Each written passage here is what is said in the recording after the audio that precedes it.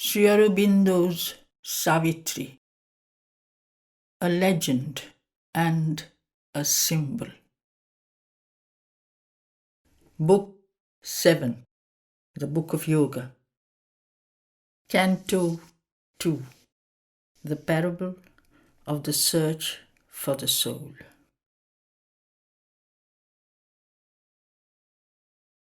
As in the vigilance of the sleepless night, through the slow, heavy-footed, silent hours, repressing in her bosom its load of grief, she sat, staring at the dumb tread of time and the approach of ever-nearing fate. A summons from her being's summit came, a sound, a call that broke the seals of night.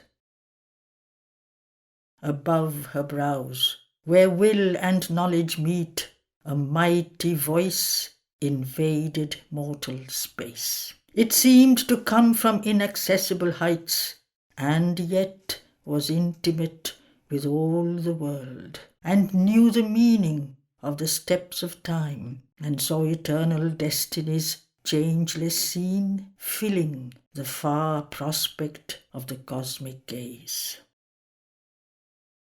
As the voice touched, her body became a stark and rigid golden statue of motionless trance, a stone of God lit by an amethyst soul.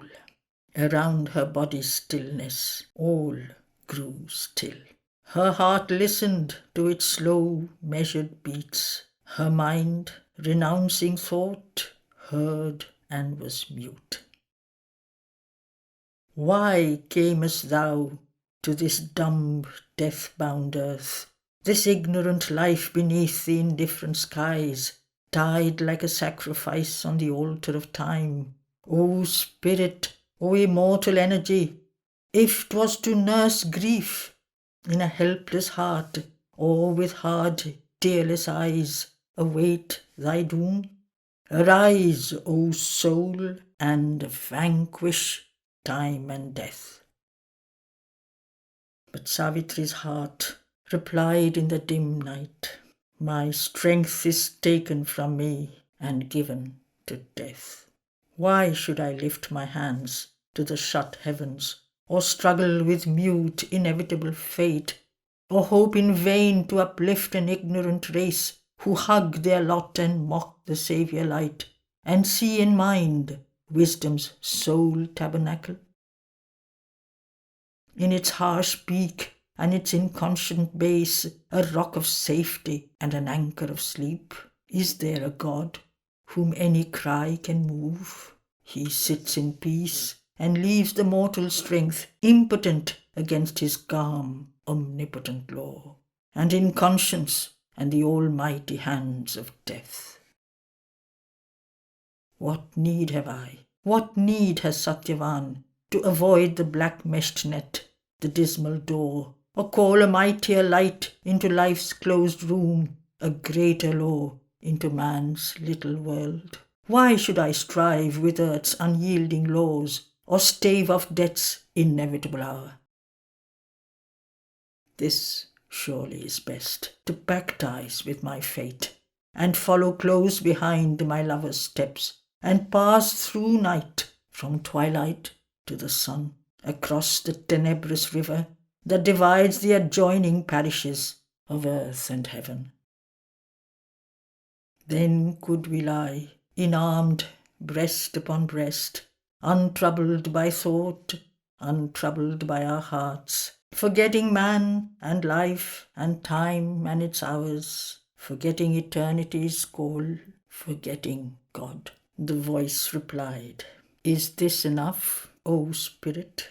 And what shall thy soul say when it wakes and knows the work was left undone for which it came?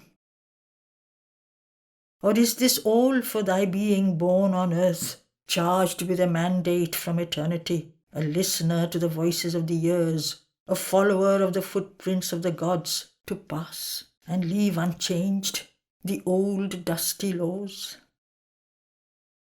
Shall there be no new tables, No new word, no greater light come down upon the earth, delivering her from her unconsciousness, man's spirit from unalterable fate? Camest thou not down to open the doors of fate, the iron doors that seemed forever closed, and lead man to truth's wide and golden road that runs through finite things to eternity? Is this then the report that I must make, my head bowed with shame before the eternal seat? His power he kindled in thy body has failed. His labourer returns, her task undone. Then Savitri's heart fell mute.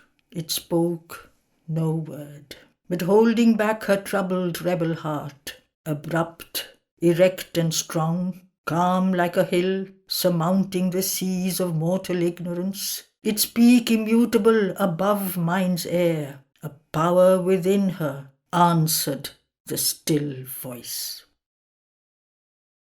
I am thy portion, here charged with thy work. As thou myself, seated forever above, speak to my depths, O great and deathless voice, command, for I am here to do thy will. The voice replied, remember why thou camest. Find out thy soul, recover thy hid self. In silence, seek God's meaning in thy depths. Then mortal nature change to the divine. Open God's door, enter into his trance, cast thought from thee, that nimble ape of light. In his tremendous hush, stilling thy brain, his vast truth wake within, and know and see. Cast from thee sense that veils thy spirit's sight. In the enormous emptiness of thy mind, thou shalt see the Eternal's body in the world. Know him in every voice heard by thy soul. In the world's contacts, meet his single touch. All things shall fold thee into his embrace. Conquer thy heart's throbs, let thy heart beat in God. Thy nature shall be the engine of his works, thy voice shall house the mightiness of his word. Then shalt thou harbour my force and conquer death. Then Savitri by her doomed husband sat, still rigid in her golden, motionless pose, a statue of the fire of the inner sun. In the black night, the wrath of storm swept by, the thunder crashed above her, the rain hissed. Its million footsteps pattered on the roof, impassive mid the movement and the cry. Witness of the thoughts of mind, the moods of life, she looked into herself and sought for her soul. A dream disclosed to her the cosmic past, the crypt seed and the mystic origins, the shadowy beginnings of world fate, a lamp of symbol lighting hidden truth, imaged to her the world's significance. In the indeterminate formlessness of self, creation took its first mysterious steps. It made the body's shape a house of soul, and matter learnt to think, and person grew. She saw space peopled with the seeds of life, and saw the human creature born in time. At first appeared a dim, half-neutral tide of being emerging out of infinite naught. A consciousness looked at the inconscient vast, and pleasure and pain stirred in the insensible void. All was the deed of a blind world energy. Unconscious of her own exploits, she worked shaping a universe out of the inane. In fragmentary beings she grew aware, a chaos of little sensibilities gathered round a small ego's pinpoint head. In it a sentient creature found its poise. It moved and lived, a breathing, thinking whole. On a dim ocean of subconscious life, a formless surface consciousness awoke. A stream of thoughts and feelings came and went, a foam of memories hardened and became a bright crust of habitual sense and thought, a seed of living personality and recurrent habits mimicked permanence. Mind, nascent, laboured out a mutable form. It built a mobile house on shifting sands, a floating isle upon a bottomless sea. A conscious being was by this labour made. It looked around it on its difficult field, in the green, wonderful and perilous earth. It hoped, in a brief body, to survive, relying on matter's false eternity. It felt a Godhead in its fragile house. It saw blue heavens, dreamed immortality. A conscious soul in the inconscious world, hidden behind our thoughts and hopes and dreams, an indifferent master, signing nature's acts, leaves the vicegerent mind, a seeming king. In his floating house upon the sea of time, the regent sits at work and never rests. He is a puppet of the dance of time. He is driven by the hours.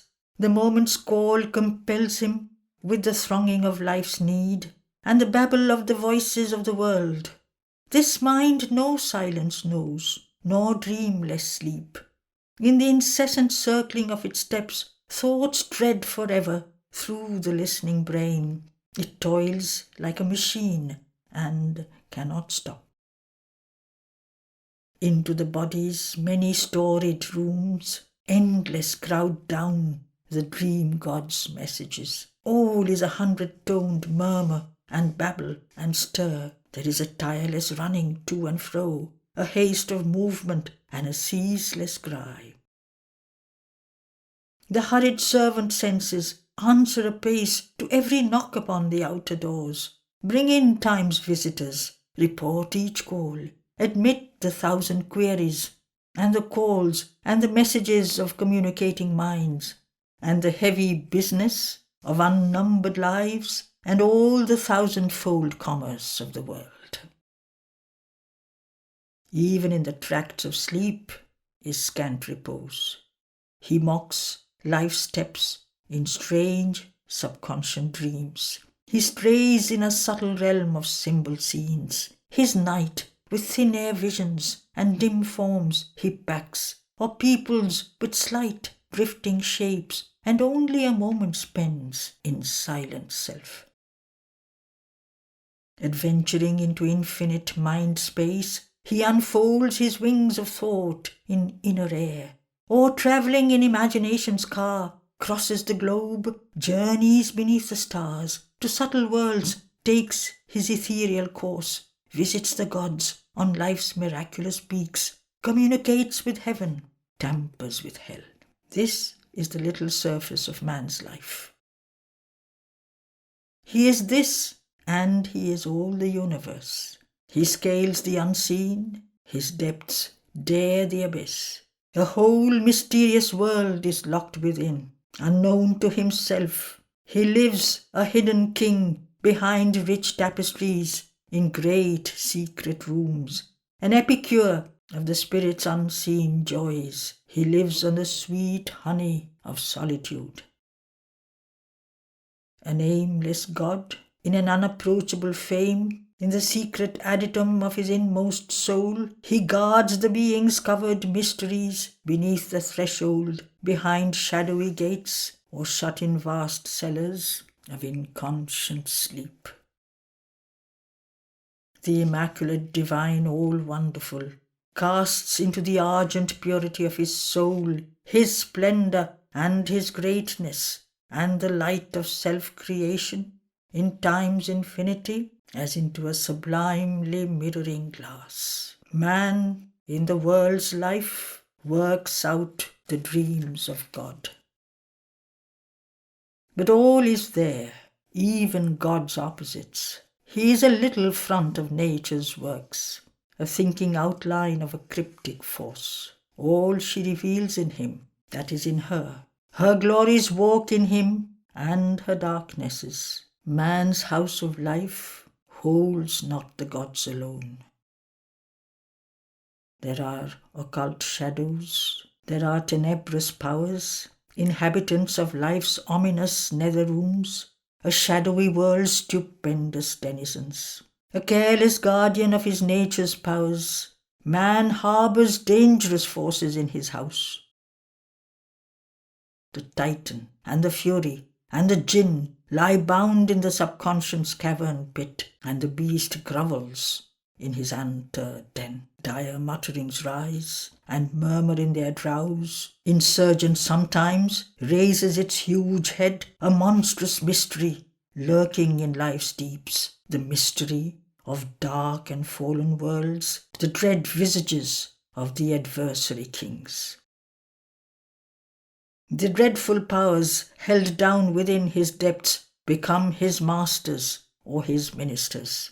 Enormous they invade his bodily house, can act in his acts, infest his thought and life. Inferno surges into the human air and touches all with a perverting breath.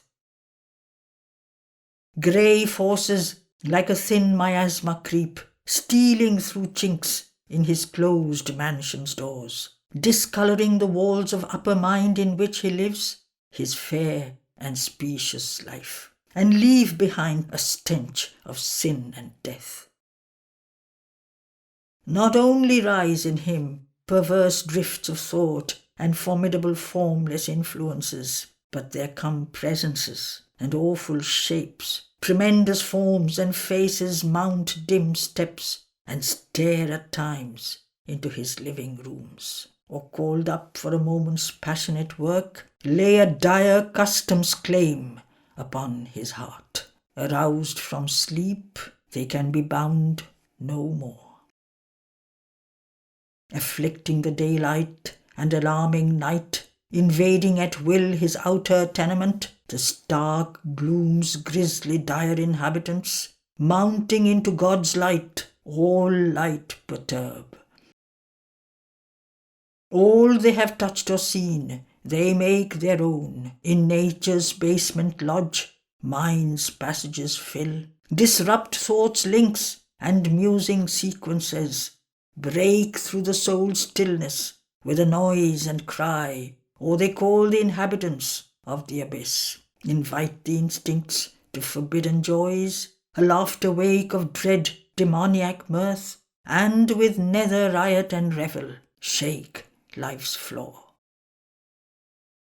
Impotent to quell his terrible prisoners, appalled, the householder helpless sits above. Taken from him, his house is his no more. He is bound and forced, a victim of the play, or, allured, joys in the mad and mighty din. His nature's dangerous forces have arisen and hold at will a rebel's holiday. Aroused from the darkness where they crouched in the depths, prisoned from the sight, they can be held no more. His nature's impulses are now his lords, once quelled or wearing specious names and vests. Infernal elements, demon powers are there. Man's lower nature hides these awful guests. Their vast contagion grips sometimes man's world. An awful insurgence overpowers man's soul. In house and house, the huge uprising grows. Hell's companies are loosed to do their work. Into the earthways they break out from all doors, invade with bloodlust and the will to slay, and to fill with horror and carnage God's fair world. Death and his hunters stalk a victim earth. The terrible angel smites at every door, and awful laughter mocks at the world's pain, and massacre and torture grin at heaven. All is the prey of the destroying force. Creation rocks and tremble top and base. This evil nature, housed in human hearts, a foreign inhabitant, a dangerous guest, the soul that harbours it can dislodge. Expel the householder, possess the house.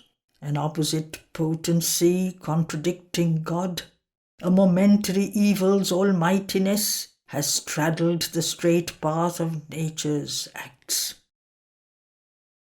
It imitates the Godhead, it denies, puts on his figure and assumes his face. A Manichaean creator and destroyer, this can abolish man, annul his world. But there is a guardian power. There are hands that save. Calm eyes divine regard the human scene. All the world's possibilities in man are waiting, as the tree waits in its seed. His past lives in him. It drives his future's pace. His present's acts fashion his coming fate. The unborn gods hide in his house of life.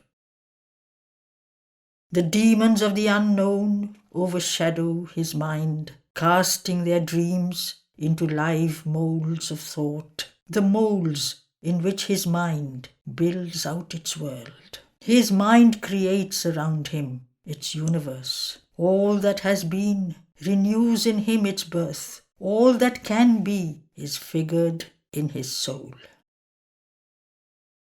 Issuing in deeds its course on the roads of the world, obscure to the interpreting reason's guess, lines of the secret purpose of the gods. In strange directions runs the intricate plan, held back from human foresight is their end, and the far intention of some ordering will, or the order of life's arbitrary chance, finds out its settled poise and a fated hour. Our surface, watched in vain by reason's gaze, invaded by the impromptus of the unseen, helpless records the accidents of time, the involuntary turns and leaps of life. Only a little of us foresees its steps. Only a little has will and purposed pace. A vast subliminal is man's measureless part. The dim subconscient is his cavern base. Abolished vainly in the walks of time, our past lives still in our unconscious selves, and by the weight of its hidden influences is shaped our future's self-discovery. Thus all is an inevitable chain, and yet a series seems of accidents. The unremembering hours repeat the old acts. Our dead past round our future's ankles clings, and drags back the new nature's glorious stride. Or from its buried corpse old ghosts arise, old thoughts, old longings, dead passions live again.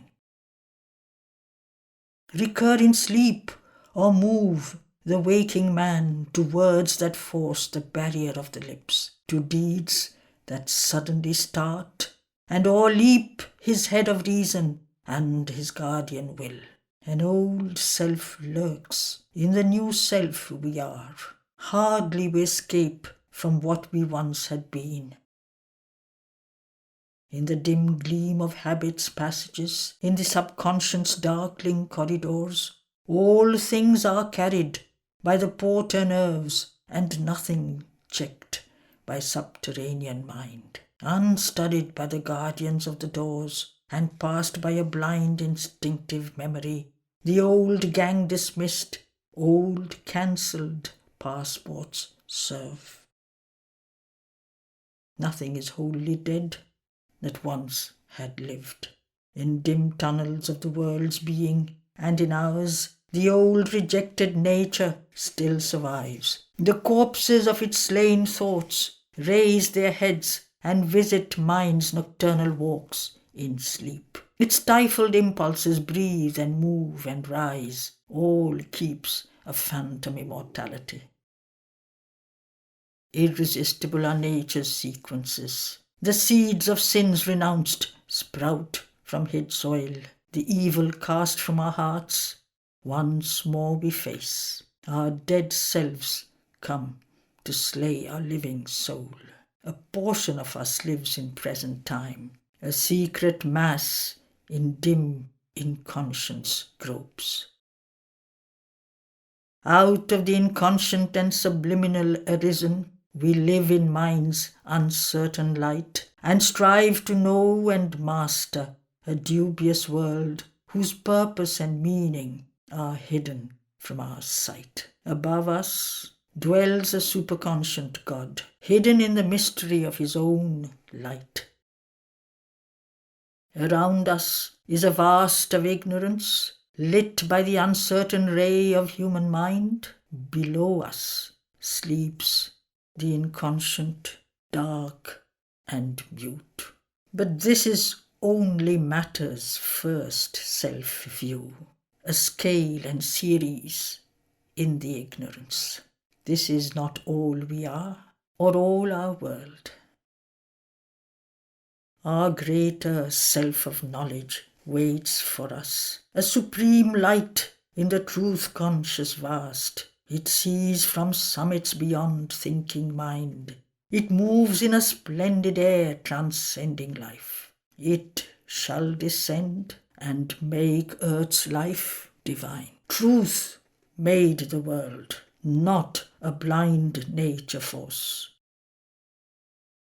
For here are not our large diviner heights. Our summits in the superconscience blaze are glorious with the very face of God. There is our aspect of eternity. There is the figure of the God we are, his young unaging look on deathless things, his joy in our escape from death and time, his immortality and light and bliss.